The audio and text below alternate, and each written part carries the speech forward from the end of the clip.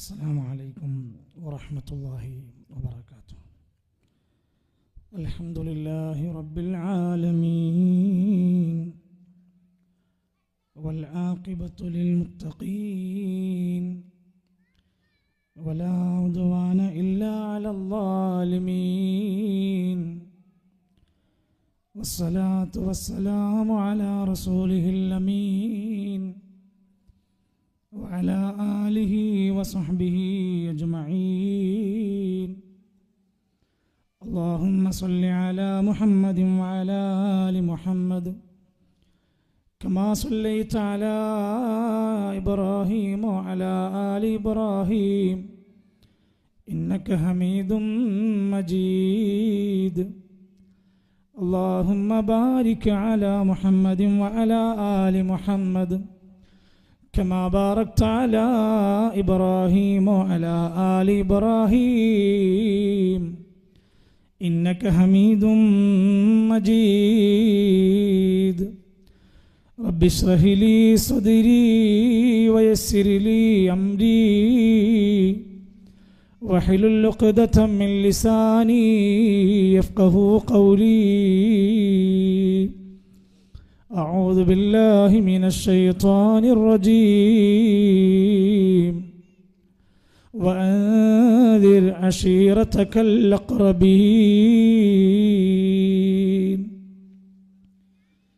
ബഹുമാന്യരായ സഹോദരങ്ങളെ, സത്യവിശ്വാസികളെ, ലക്ഷദ്വീപിലെ കിൽത്താൻ എന്ന ഈ ദ്വീപിൽ മസ്ജിദ് റഹ്മയുടെ ഉദ്ഘാടന കർമ്മങ്ങൾ പൂർത്തീകരിച്ച് നടക്കുന്ന ദ്വീപുതല സമ്മേളനത്തിൽ സ്റ്റേജിലിരിക്കുന്ന ബഹുമാന്യരായ പണ്ഡിതന്മാരെ, നേതാക്കന്മാരെ, വിവിധങ്ങളായ ദ്വീപിലെ പ്രാസ്ഥാനിക സഹോദരങ്ങളെ, സുഹൃത്തുക്കളെ, ഈ നാട്ടിലെ പ്രിയങ്കരായ ശബ്ദം ശ്രവിച്ചുകൊണ്ടിരിക്കുന്ന സ്നേഹനിധികളായ നാട്ടുകാരെ, ഓൺലൈനിലൂടെ രാജ്യത്തിൻ്റെ വിവിധ ഭാഗങ്ങളിൽ നിന്നായി നമ്മോടൊപ്പം ചേർന്നിട്ടുള്ള പ്രിയപ്പെട്ട ദീനീ സ്നേഹികളെ, ഇന്നലെ നടന്ന സംസാരങ്ങളും ആദർശ വിശദീകരണങ്ങളുമൊക്കെ ഏറെ ശ്രദ്ധയോടെ കേട്ട നാം ഇന്ന് നടക്കാനിരിക്കുന്നതും ഇപ്പോൾ നടന്നുകൊണ്ടിരിക്കുന്നതുമായ ഈ പ്രഭാഷണങ്ങളെ സാഗൂതം അവസാനം വരെ ശ്രദ്ധിക്കണമെന്നാണ് ആമുഖമായി ഓർമ്മപ്പെടുത്താനുള്ളത്. നമ്മൾ നമ്മുടെ ജീവിതത്തെക്കുറിച്ച് യഥാർത്ഥ രൂപത്തിലൊന്ന് ചിന്തിച്ചാൽ, ഉമ്മയുടെ ഗർഭപാത്രത്തിനുള്ളിൽ ഒരു 9 മാസം കടക്കാൻ വിധിക്കപ്പെട്ടവരാണ് നമ്മൾ, അല്ലെങ്കിൽ 10 മാസം. അത് കഴിഞ്ഞ് ഈ ദുനിയാവിലേക്ക് പ്രസവിച്ചു വീണ ഒരു ഉമ്മയുടെ ഉപ്പയുടെ മകനായി, മകളായി നാം ഈ ഭൂമിയിൽ ജനിച്ചുവെങ്കിൽ 60 70 വയസ്സിൻ്റെ ആയുസ് നിശ്ചയിക്കപ്പെട്ട ഈ ലോകത്തുനിന്ന് നമ്മുടെ അവധി കഴിഞ്ഞാൽ ഇതും തീർന്നു പോവുകയാണ്. പിന്നീട് മണ്ണിന് മുകളിൽ ജീവിച്ചിരുന്ന നമ്മൾ മരിച്ചു എന്ന വാർത്ത കേൾക്കുന്നതോടെ നമ്മളെ 6 അടി മണ്ണിലേക്ക് പതിയെ നാട്ടുകാരും പ്രിയപ്പെട്ടവരും ബന്ധുക്കളും മക്കളുമൊക്കെ കൊണ്ടുപോയി കബറടക്കുകയാണ്. പ്രധാനപ്പെട്ട ചടങ്ങുകളെല്ലാം കഴിഞ്ഞ് അവരെല്ലാം തിരിച്ചു പോരുകയാണ്. അത് കഴിഞ്ഞൊരു നാൾ വരാനുണ്ട്, എത്ര കാലം കഴിഞ്ഞ് എന്ന് പറയാൻ കഴിയാത്ത. വമിൻ വറാഇഹിം ബർസഖുൻ ഇലാ യൗമി യുബ്അസൂൻ. അവർക്ക് പിന്നിൽ ഒരു ബർസഖാകുന്ന ഒരു മറയുണ്ട്. ഖബറാണ്, ഖബറിൻ്റെ ലോകമാണ്. അതെത്ര കാലമാണ്? ഇലാ യൗമി യുബ്അസൂൻ. അവിടുന്ന് ഉയർത്തെഴുന്നേൽപ്പിക്കപ്പെടുന്നൊരു നാൾ വരാനുണ്ട്. അതുവരെയും അവന് കിടക്കാനുള്ളത് ആ മണ്ണിലാണ്.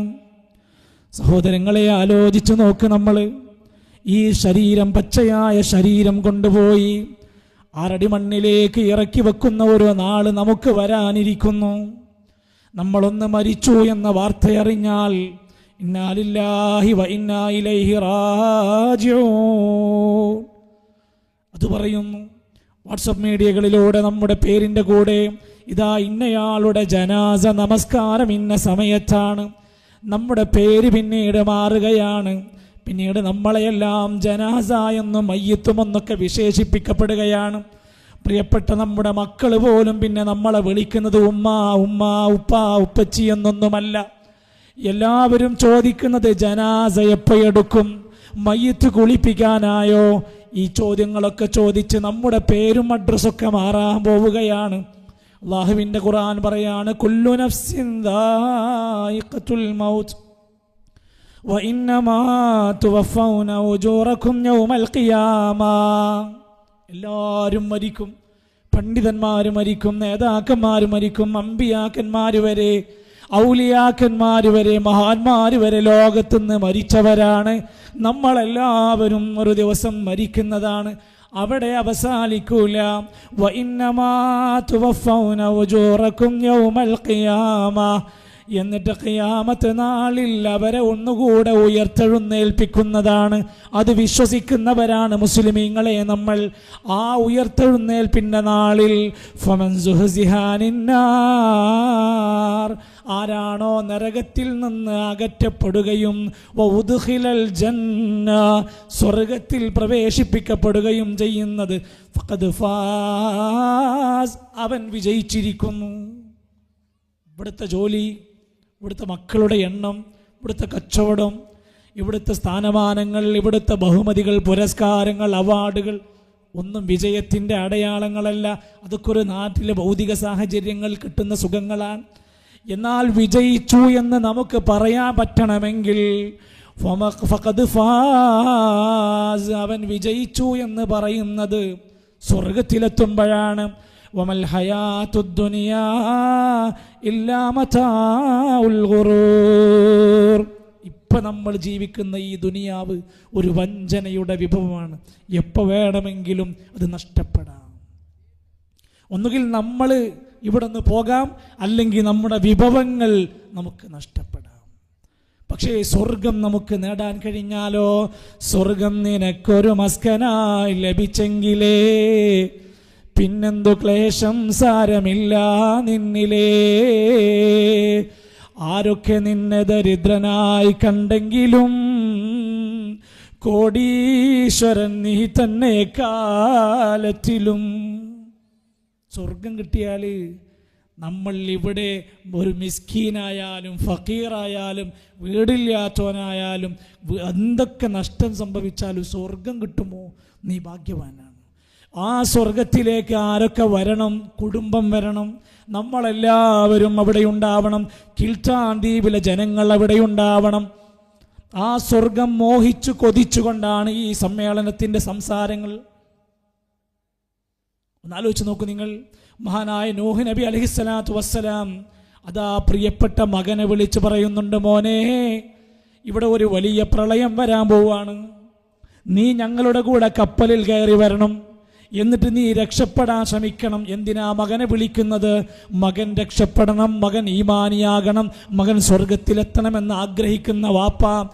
യാ ബുനയ്യ ഇർകബ് മഅനാ വലാ തകും മഅൽ കാഫിരീൻ.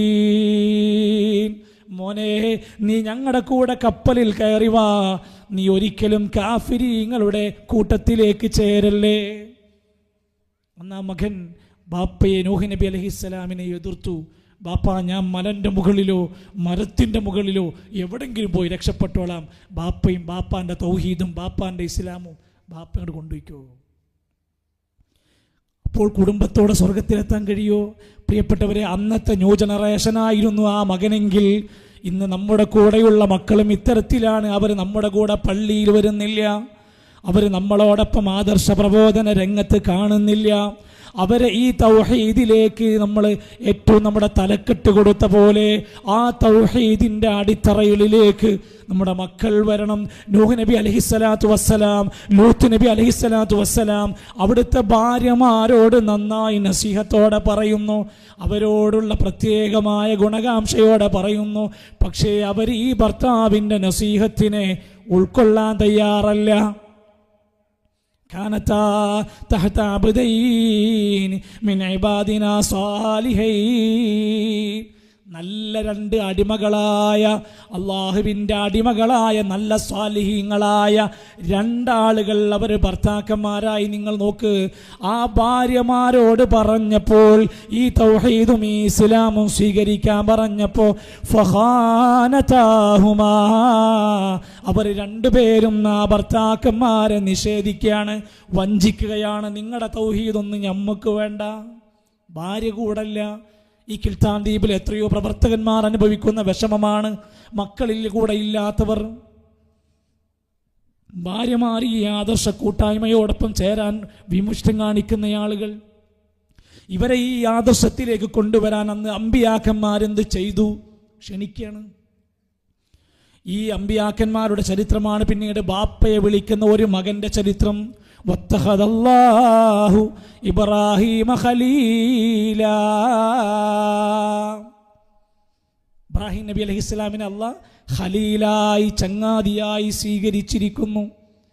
ആ ഇബ്രാഹിം നബിന്റെ സവിശേഷത സൂറത്തു മറിയമിൽ 4 തവണ ബാപ്പാന്റെ അടുത്ത് ചെന്ന് പറയാണ്, ബാപ്പാരാ? വിഗ്രഹാരാധകൻ, അത് വിൽക്കുന്നയാള്, അതിൻ്റെ പ്രചാരകൻ. എന്നിട്ട് ബാപ്പാനോട് ചെന്നിട്ട് കാഫിറേ എന്നല്ല, മുശ്രിക്കേ എന്നല്ല, എന്താ വിളിച്ചത്? യാ അബതി, എൻ്റെ പ്രിയപ്പെട്ട ബാപ്പാ, എൻ്റെ സ്നേഹനിധിയായ ബാപ്പാ. വെറുക്കണ്ട, അവിടെ ചെന്ന് പറയണം, സംസാരിക്കണം. പെണ്ണു ബാപ്പാ, ലിമ തഅബുദു, നിങ്ങൾ എന്തിനെ ആരാധിക്കുന്നത്? മാലാ യസ്മഉ വലാ യുബ്സിറു വലാ യുഗ്നി അൻക ശൈആ.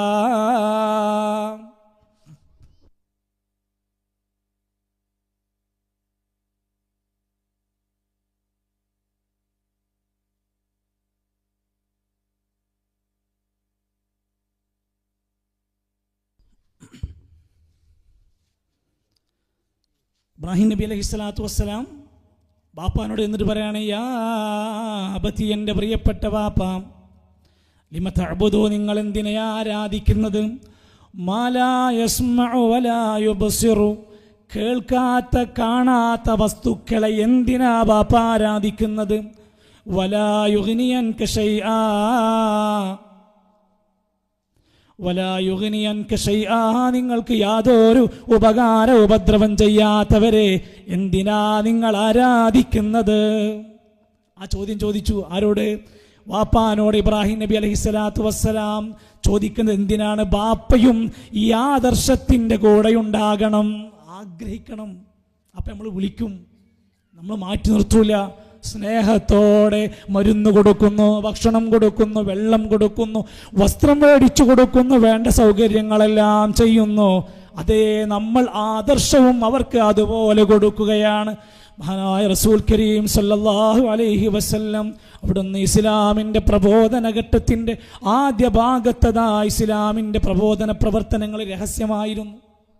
പിന്നീട് അല്ലാഹുവിൻ്റെ ഖുർആൻ പറഞ്ഞു, നബിയേ, നിങ്ങളുടെ കുടുംബങ്ങളോട് ഇത് പറയണം, ഇത് പറയണം. വെറുപ്പുണ്ടാകും, വിമർശനങ്ങളുണ്ടാകും, പല നിലക്കുമുള്ള കുത്തുവാക്കുകളും ആക്ഷേപങ്ങളും ഉണ്ടാകും. വഅൻദിർ അശീറതകൽ അഖ്റബീൻ, നബിയേ, നിങ്ങൾ നിങ്ങളുടെ കുടുംബത്തിന് താക്കീത് കൊടുക്കണം. നബിയേ, എന്താ ചെയ്ത്?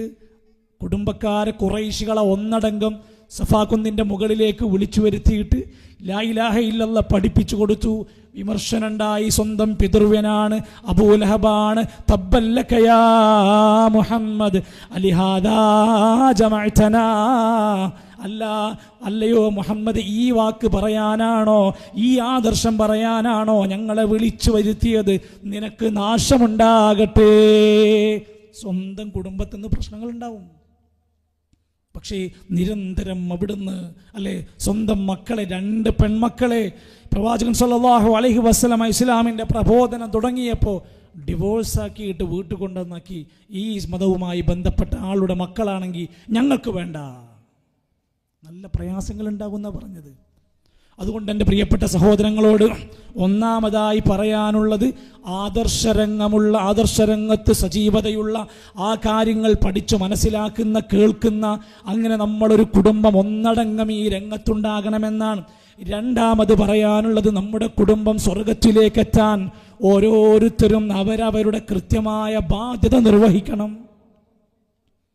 കുടുംബം ഓരോരുത്തരും അവരവർക്ക് ചില ഡ്യൂട്ടികളുണ്ട്, അത് ചെയ്തിരിക്കണം. ബാപ്പാൻ്റെ പണി കൃത്യമായിട്ട് ചെയ്യണം. ബാപ്പാക്ക് എന്താ പണി? പൈസ ഉണ്ടാക്കൽ മാത്രമാണോ? അല്ല. ജോലി നോക്കൽ മാത്രമാണോ? അല്ല. വീടുണ്ടാക്കൽ മാത്രമാണോ? അതൊന്നുമല്ല. യാ അയ്യുഹല്ലദീന ആമനു, കേൾക്കണം. വിവിധ ദ്വീപുകളിൽ നിന്ന് ഇവിടെ എത്തിയ പ്രിയപ്പെട്ടവരെ, നമ്മുടെ മക്കൾ നമുക്ക് ജീവനാണ്. നമ്മുടെ ഭാര്യ, നമ്മുടെ കൂടെയുള്ള നമ്മുടെ സ്വകാര്യതകളെല്ലാം പങ്കുവെക്കുന്ന നമ്മുടെ പ്രിയതമ നമുക്ക് പ്രിയപ്പെട്ടവളാണ് എങ്കിൽ നമുക്കൊരു ബാധ്യത. യാ അയ്യുഹല്ലദീന ആമനു, സത്യവിശ്വാസികളെ, ഖൂ അൻഫുസകും വഅഹ്ലീകും നാറാ, നിങ്ങൾ നിങ്ങളെയും നിങ്ങളുടെ കുടുംബത്തെയും നരകത്തിൽ നിന്ന് രക്ഷിക്കണേ. ഇത് ഡ്യൂട്ടിയാണ്, നമ്മളെ വലിയ ഉത്തരവാദിത്തമാണ്. എന്തേ കാരണം? അലൈഹാ മലായികത്തുൻ ഗിലാദുൻ ശിദാദ്, ശക്തരായ മല്ലന്മാരായ മലക്കുകളുണ്ടാ നരകത്തിന്റെ കാവൽക്കാരായിട്ട്. ലാ യഅസൂനല്ലാഹ മാ അമറഹും, അല്ലാഹ് പറഞ്ഞ ഒരു കൽപ്പനക്കും എതിരെ പ്രവർത്തിക്കാത്തവരാണ്. വയഫ്അലൂന മാ യുഅ്മറൂൻ, കൽപ്പിക്കുന്നതെല്ലാം അനുസരിച്ച് നടപ്പിലാക്കുന്ന മലക്കുകളാണ്. നമ്മുടെ കുടുംബത്തിനെ നരകത്തിൽ നിന്ന് രക്ഷിക്കുക എന്നത് ഉമ്മാൻ്റെയും ഉപ്പാൻ്റെയും ഒരു ഭാരിച്ച ചുമതലയായി മാറിയിട്ടുണ്ട്. ബാപ്പയുടെ ഉത്തരവാദിത്വങ്ങൾ നിർവഹിക്കണം. ഉമ്മയുടേതായ പണികൾ കൃത്യമായി ചെയ്യണം. അതൊരു കാര്യത്തിലും വിട്ടുവീഴ്ചയില്ല.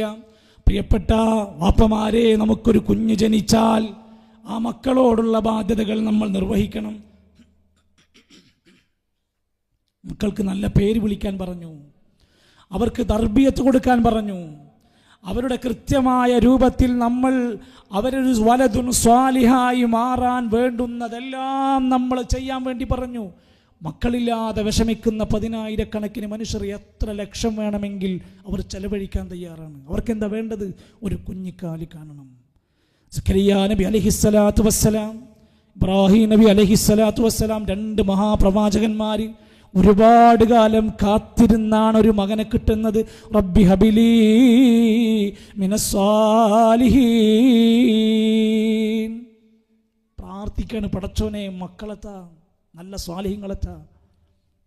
നമ്മളൊന്ന് ചോദിക്കാതെ, ആഗ്രഹിക്കാതെ, കൊതിക്കാത്ത സമയത്ത് വരെ 1-2 മക്കളെ ലഭിച്ചവരായിരിക്കും നമ്മളെങ്കിൽ. അതുകൊണ്ട് നമ്മുടെ മക്കൾ ഹിബത്താണ്, അല്ലാഹ് നൽകിയ സമ്മാനമാണ്. അവർ ദീനിൻ്റെ ഭാഗത്തുണ്ടാവണം, കുടുംബം രക്ഷപ്പെടണം. അതുകൊണ്ട് മക്കളെ വളർത്തുമ്പോൾ ഒരു ബാപ്പ എന്ന നിലക്ക് നീ അടിസ്ഥാനപരമായി അവരുടെ പ്രായമനുസരിച്ച് നല്ല തർബിയത്ത് അവർക്ക് കൊടുക്കണം. 1-ാമത്തെ വയസ്സ് മുതൽ 7-ാമത്തെ വയസ്സ് വരെ ലഇബുഹു സബ്ആ, ഒരു 7 വയസ്സുവരെ നിന്റെ മകനോട് മകളോട് നീ ഒരു കളിക്കൂട്ടുകാരനെ പോലെ പെരുമാറണം. നമ്മൾ അവരുടെ കൂടെ കളിക്കാനും അവരെ കൈപ്പിടിച്ച് നടക്കാനും അവരുടെ ഒരു കളിപ്രായം മനസ്സിലാക്കി അവരോടൊപ്പം നിൽക്കാൻ വാപ്പാക്കും ഉമ്മാക്കും കഴിയണം. 7-ാമത്തെ വയസ്സ് മുതൽ 14-ാമത്തെ വയസ്സ് വരെ അദ്ദിബുഹു സബ്ആ. എന്തിനാണ് മദ്രസകൾ എന്ന് ചോദിക്കുമ്പോൾ ഉലമാക്കന്മാർ പറയാണ്, അദബ് പഠിപ്പിക്കേണ്ട പ്രായമാണ് 7 വയസ്സ് മുതൽ 14 വയസ്സ് വരെ. എങ്ങനെ മുടി വെട്ടണം, എങ്ങനെ വസ്ത്രം ധരിക്കണം, വീട്ടിലേക്കൊരു അതിഥി വന്നാൽ എങ്ങനെ പെരുമാറണം, ആളുകളോട് ചിരിക്കാൻ എന്താണ് നമുക്ക് മടി, ആളുകളോട് സലാം പറയാൻ എന്താണ് പ്രശ്നം. നമ്മളും നമ്മുടെ കുടുംബവും നല്ല അദബുകൾ ശീലിക്കണം. കുട്ടികൾക്കത് പഠിപ്പിച്ചു കൊടുക്കണം. 14 വയസ്സ് മുതൽ 21 വയസ്സ് വരെ ഇന്നലെ സംസാരത്തിൽ പറഞ്ഞതുപോലെ വഴിതെറ്റുന്ന യുവാക്കളുടെ കാലഘട്ടത്തിൽ, യുവതികളുടെ കാലഘട്ടത്തിൽ അവർ നല്ലവരാകാനുള്ള ഒരു നിർദ്ദേശമാണ് സ്വഹിബുഹു സബ്ആ. ആ 14 മുതൽ 21 വയസ്സ് വരെ ഒരു സുഹൃത്തിനെ പോലെ നമ്മുടെ ആൺകുട്ടിയോട് പെൺകുട്ടിയോട് നമ്മൾ പെരുമാറണം. എല്ലാം നമ്മളോട് തുറന്ന് പറയുന്ന മക്കളായി അവർ വരണം. നീ ഒരു ഭർത്താവാണോ, നിന്റെ ഭാര്യയോടുള്ള കടമകൾ, കടപ്പാടുകൾ വിസ്മരിക്കരുത്. അവൾ ആരാണ്? നിന്റെ കൂടെ എല്ലാം ത്യജിച്ചുകൊണ്ട് വീട്ടിലേക്ക് നിന്റെ കൂടെ വന്നവളാണ്, നിന്റെ മക്കളെ വളർത്തുന്നവളാണ്, നിനക്കു വേണ്ടി എല്ലാം ത്യജിച്ച് ജീവിക്കുന്നവളാണ്. ആ ഭാര്യയോടുള്ള പെരുമാറ്റം നന്നാകണം. ഖിയാറുക്കും ലിഅഹ്ലിഹി, നിങ്ങളുടെ കൂട്ടത്തിലെ ഏറ്റവും നല്ല മനുഷ്യൻ പള്ളിയിൽ മാന്യനായവനല്ല, പ്രാസ്ഥാനിക രംഗത്ത് മാന്യനായവനല്ല, വീട്ടിലെ പ്രിയപ്പെട്ടവരോട് മാന്യനായി പെരുമാറുന്നവനാണ് നല്ലവൻ. വീട്ടിൽ നല്ലൊരു ഭർത്താവാകാൻ കഴിയണം. റസൂൽ കരീം സല്ലല്ലാഹു അലൈഹി വസല്ലം വിശുദ്ധ ഖുർആനിലൂടെ ഒരു ആയത്ത് പഠിപ്പിക്കാൻ ചെറിയൊരു പ്രയോഗമാണ് വആശിറൂഹുന്ന ബിൽ മഅറൂഫ്. ഭാര്യമാരോട് വളരെ മാന്യമായി മര്യാദയോടെ പെരുമാറുന്നവരാകണം, അടിച്ചേൽപ്പിക്കുന്നവരല്ല, ചീത്ത വിളിക്കാനുള്ളതല്ല. വലാ തദ്രിബിൽ വജ്ഹ, നീ നിന്റെ ഭാര്യന്റെ മുഖത്തടിക്കരുത്. വലാ തുഖബ്ബി, അവളെ വഷളാക്കരുത്. വലാ തഹ്ജുറില്ലാ ഫിൽ ബൈത്തി, വീട്ടിൽ വെച്ചല്ലാതെ നിങ്ങൾ പിണങ്ങരുത്. ഒരു ഭർത്താവിനൊരു ബോധം വേണം ജീവിതത്തിൽ. വീടിനകത്ത് നല്ല സമാധാനവും സ്നേഹവും സന്തോഷവും സംതൃപ്തിയും പരിഗണനയും നിറക്കാൻ നമ്മുടെ കുടുംബത്തിൽ സാധ്യമാകണം. ഇവിടെ ഒരുമിച്ച് കൂടിയ നമ്മുടെ വീടിനകത്തുള്ള ദുരിതങ്ങളെ തീർക്കാൻ ഇസ്ലാം നൽകുന്ന പരിഹാരമാണ്. പ്രിയപ്പെട്ട ഭാര്യമാരെ, നിങ്ങളുടെ ഭർത്താവ് ഏത് ജോലിക്ക് പോകുന്നവനാണെങ്കിലും, മത്സ്യത്തൊഴിലാളിയാകാം, കച്ചവടക്കാരനാകാം, വലിയ ഉദ്യോഗസ്ഥനാകാം, ഒരുപക്ഷെ ജോലിയില്ലാത്തവനാകാം, രോഗിയാകാം, ആരുമാകട്ടെ, സ്വർഗം വേണോ നിന്റെ ഭർത്താവിനെ പരിഗണിക്കണം. നാട്ടിലിഷ്ടപ്പെട്ട പോരാ. സഹോദരിമാരെ ശ്രദ്ധിക്കണം, നിങ്ങൾ നിങ്ങളുടെ ഭർത്താവിനോട് ഹുവ ജന്നതുകി വനാറുകി, അദ്ദേഹം നിന്റെ സ്വർഗമാണ്, അദ്ദേഹം നിന്റെ നരകമാണ്. നമുക്ക് സ്വർഗം കിട്ടണോ നമ്മുടെ ഭർത്താവിനെ നോക്കിയാൽ മതി.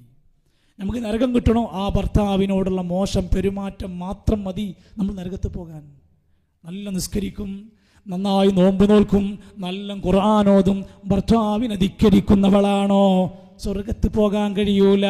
ഇദാ സ്വല്ലത്തിൽ മർഅതു ഖംസഹ, 5 നേരം നിസ്കരിച്ചാൽ, വസാമത്ത് ഷഹ്റഹ, നോമ്പ് നോറ്റാൽ, വൈതാഅത്ത് സൗജഹാ, ഭർത്താവിനെ അനുസരിച്ചാൽ, വഹഫളത്ത് ഫർജഹാ, ലൈംഗികാവയവം ഗുഹ്യാവയവം ശരിയാവണ്ണം സൂക്ഷിച്ചാൽ അവൾ സ്വർഗത്തിലെത്തും. നിസ്കാരം നോമ്പ് കഴിഞ്ഞിട്ട് പിന്നെ പറഞ്ഞത് ഭർത്താവിനെ അനുസരിച്ചാൽ. സഹോദരങ്ങൾ, നല്ല നന്ദിയുള്ളവരാകണം. ആ മനുഷ്യൻ ഈ അധ്വാനങ്ങളും എല്ലാം ഒഴുക്കി രാത്രിയും പകലുമില്ലാതെ ഈ സമുദ്രത്തിലെ തിരമാലകളോട് മല്ലിട്ടടിച്ച് ജീവിതത്തിൻ്റെ 2 അറ്റം കൂട്ടിമുട്ടിക്കാൻ വേണ്ടി കഷ്ടപ്പെടുമ്പോൾ നമ്മൾ വീട്ടിൽ ഫാനിൻ്റെ ചുവട്ടിൽ കിടന്നുറങ്ങുകയാണ്, നമ്മൾ അടുക്കളയിലാണ്, നമ്മളും ചില തിരക്കുകളൊക്കെ ഉണ്ടെങ്കിൽ പോലും അദ്ദേഹത്തിൻ്റെ കഷ്ടപ്പാടില്ല. വീട്ടിലേക്ക് വരുമ്പോൾ ഒരു നല്ല ഭാര്യൻ്റെ സ്വഭാവ ഗുണമഹിമ എന്താ? നീ ഒന്ന് നോക്കിയാൽ നിന്നെ സന്തോഷിപ്പിക്കുന്നവളായിരിക്കും. ഭർത്താവിനെ സന്തോഷിപ്പിക്കുന്നവളാവണം. ഊതി വീർപ്പിച്ച മുഖവുമായി, ദേഷ്യക്കാരിയായി, വാശിക്കാരിയായി, ചുണ്ടി പിടിച്ചവളായി, വെറുപ്പിക്കുന്നവളായി മാറുന്നവളാകരുത്.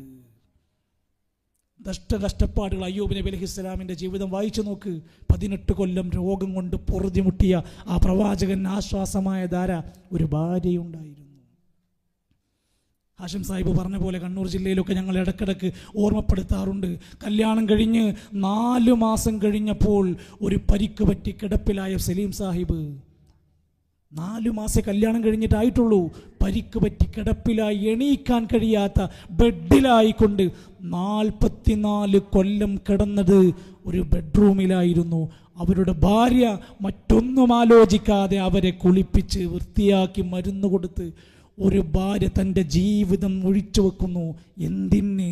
ഭർത്താവിനെ നോക്കിയാൽ സ്വർഗം കിട്ടുമെന്ന വിശ്വാസമുണ്ടെങ്കിൽ. സ്വഹാബ വനിതകൾ മാത്രമല്ലല്ലോ, നമ്മുടെ നാട്ടിലും ഉദാഹരണങ്ങളുണ്ട്.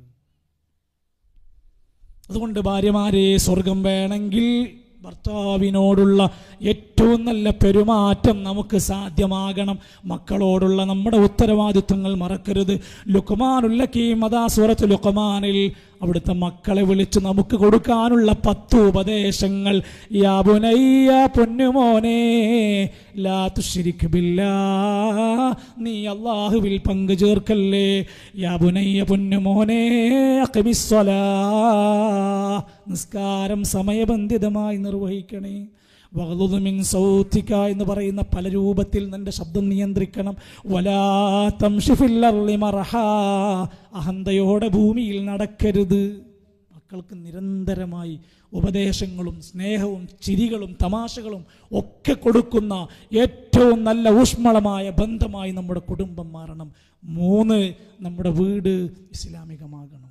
കുടുംബത്തോടെ സ്വർഗത്തിലേക്ക് എത്തണോ, നമ്മുടെ വീടൊന്ന് സിസ്റ്റമാറ്റിക്കായി മാറണം. അതുകൊണ്ടാണ് ലാ തജ്അലു ബുയൂതകും മഖാബിറ, നിങ്ങളുടെ വീട് നിങ്ങൾ മഖബറകളാക്കരുത്. അവിടെ നിസ്കാരമില്ല, അവിടെ ഖുർആനോത്തുമില്ല, അവിടെ ദിക്റുമില്ല. ആ അവസ്ഥ വരരുത്. അൽ ബഖറയും ആലു ഇംറാനും ഓതുന്നവരാകണം. വീട്ടിലേക്ക് പ്രവേശിക്കുമ്പോൾ ബിസ്മി ചൊല്ലുന്നവരാകണം. വീട്ടുകാരോട് സലാം പറയുന്നവരാകണം. ഇസ്ലാമികമായ മര്യാദകൾ വീട്ടിനകത്ത് പാലിക്കുന്നവരാകണം. അവിടെ സുന്നത്ത് നമസ്കാരങ്ങൾ വീട്ടിൽ വെച്ച് നിർവഹിക്കുന്നവരാകണം. അതുപോലെ തന്നെ ഭാര്യമാർ ഭർത്താക്കന്മാർ ജമാഅത്ത് നമസ്കാരങ്ങളിലേക്ക് പള്ളികളിലേക്ക് പറഞ്ഞയക്കുന്നവരായി മാറണം. ഇസ്ലാമിനെ നിരക്കാത്ത യാതൊരു കാര്യവും വീട്ടിലുണ്ടാകാൻ പാടില്ല. മക്കൾക്ക് ഏറ്റവും സുരക്ഷിതമായ സ്ഥാനമായി എൻ്റെ വീട്ടിൽ എൻ്റെ ഉമ്മയോട് എൻ്റെ ഉപ്പയോട് ചെന്ന് പറഞ്ഞാൽ എനിക്ക് സമാധാനമുണ്ടാകും. എൻ്റെ ഭർത്താവിനോട് ചെന്ന് പറഞ്ഞാൽ എനിക്ക് പ്രശ്നം പരിഹാരമുണ്ടാകും. റസൂൽ കരീം സല്ലല്ലാഹു അലൈഹി വസല്ലം ഏറെ പ്രയാസപ്പെട്ട് വഹയിൻ്റെ ആ ശക്തമായ ഒരു പരീക്ഷണ ഘട്ടത്തിൽ പേടിച്ച് വിറച്ച് വീട്ടിലേക്ക് വന്നത് ഖദീജ ബീവിയുടെ അടുത്തേക്കായിരുന്നു. എൻ്റെ ഭാര്യ ഖദീജയുടെ അരികിലേക്ക് ഞാൻ എത്തിയാൽ അവൾ എന്നെ സമാധാനിപ്പിക്കുമെന്ന വിശ്വാസം ഉണ്ടായിരുന്നു. ആ വിശ്വാസവും ആ ആത്മധൈര്യവും നൽകാൻ നമുക്ക് സാധ്യമാകണം. ഞാൻ അവസാനിപ്പിക്കുകയാണ്. 4-ാമത്തെ കാര്യം, ആ സ്വർഗം നമുക്ക് നേടാൻ കഴിഞ്ഞില്ലെങ്കിൽ പിന്നീട് നമ്മൾ ഉണ്ടാകുന്നത് നരകത്തിലാണ്. ആളിക്കത്തുന്ന ആ നരകം ഇവിടുത്തെ ചൂടിനേക്കാൾ 69 ഇരട്ടി ചൂടാണ്. അതികഠിനമായൊരു ദാഹമാണ് അവർക്കുള്ളത്. പതക്കുന്ന ചീഞ്ചലമാണതിൽ കുടിക്കുന്നത്. അതിൽ നിന്ന് ഞങ്ങളെ കാക്കണേ ദയ്യാനേ, അത് നിന്റെ പക്കൽ മാത്രമാ ഹന്നാനേ. പതക്കുന്ന ചീഞ്ചലം കുടിക്കാൻ കൊടുക്കുന്ന, കല്ലും മനുഷ്യനും കൂട്ടി കത്തിക്കുന്ന ഒരു നരകം. ആ നരകത്തിലേക്ക് ഒരു മനുഷ്യനെ കൊണ്ടുപോയിട്ടാൽ അവൻ്റെ തൊലി ഉരുകി ഉരുകി അങ്ങനെ തീരുമ്പോ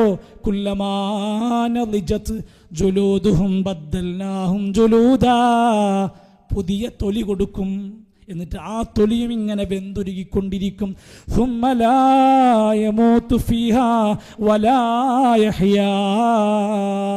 അവിടെ മരിക്കൂല, എന്നാൽ നല്ലൊരു ജീവിതവും അവിടെ കിട്ടൂല.